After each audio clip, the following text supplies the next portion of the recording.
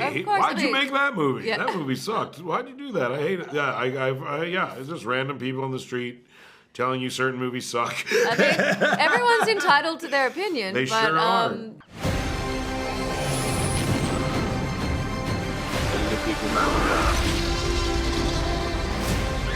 Where we're going, we don't need roads.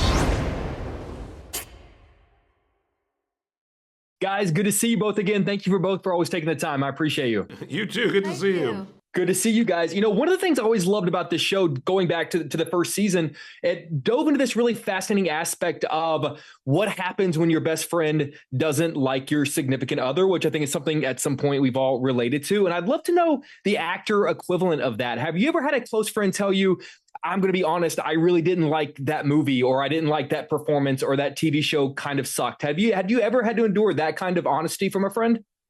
Yes. I have. Yes. I sure have. Yeah. Absolutely. Yep. Yeah, I regularly make things. My own mother will be like, Oh, I didn't like that. Yeah. My dad. What was that? Yeah. Yes. So it happened. I have friends who will say it, coworkers, colleagues, Yep. People in the street. family members, people on the street. Strangers have said it to Yes, me. I will. We get a lot of feedback. What is that conversation like? And was there one in particular where you thought, like, that kind of hurt?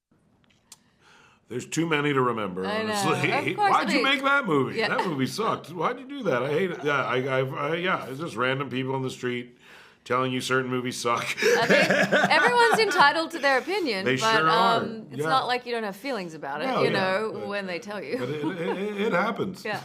I just can't imagine telling someone I like a straight, like, hey, I don't like, well, like we do junkets every day. Sometimes you just go, hey, that got made. Yeah, exactly. You guys look like you had a good time. Exactly. Yeah. Were there any pranks on set? Just say that. Yeah, pranks on set. Always a good.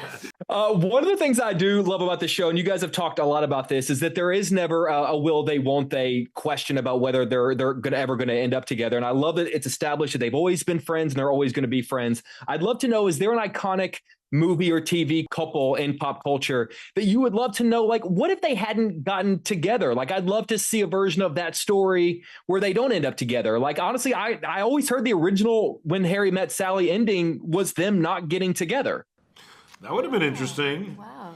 I feel like Jerry and Elaine on Friends were together, but then sort of not. But I always look at them as sort of like a good quintessential like Platonic couple. Yeah, they're good. in media. But Totally. yeah, I actually think like the plot of What Harry Met Sally would maybe be more served in some ways by them not getting together, but it's for sure a nice ending. Yeah. With them on the couch there, so can't complain. But I've always sort of felt like it kind of defeats because the whole purpose of the movie is to show that you can be friends with the opposite sex, and at the end of the movie, they goes, "No, you can't." No, you can't really. No, well, they are, and then it's confusing. I recently talked to Rob Reiner about this, and even his answer didn't quite satisfy me. Oh, can I ask really quickly what he said?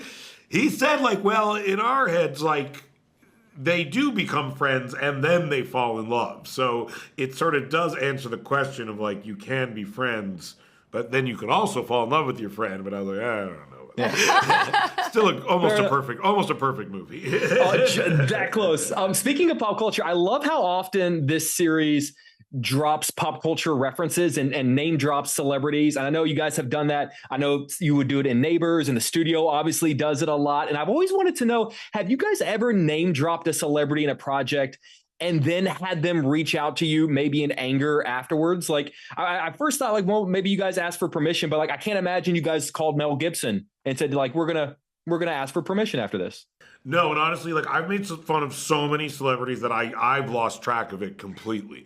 And I'll have celebrities come up to me and reference some joke I've made about them, and I have literally no idea what they're talking about sometimes. But they do. But they sure remember. do. Yeah, but no, I think in the first season I make some jokes about Machine Gun Kelly, and he came up to me once referencing it. He seemed to think it was funny.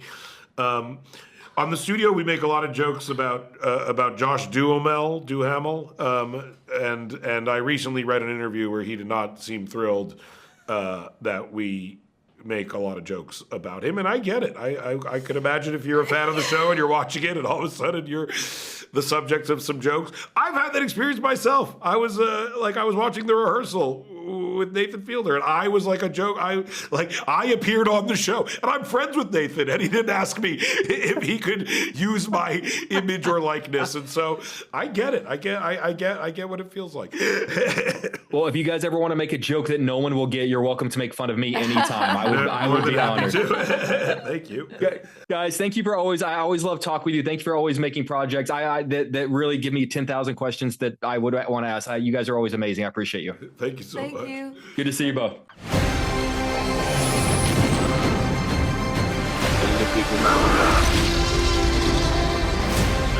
Where we're going, we don't need roads.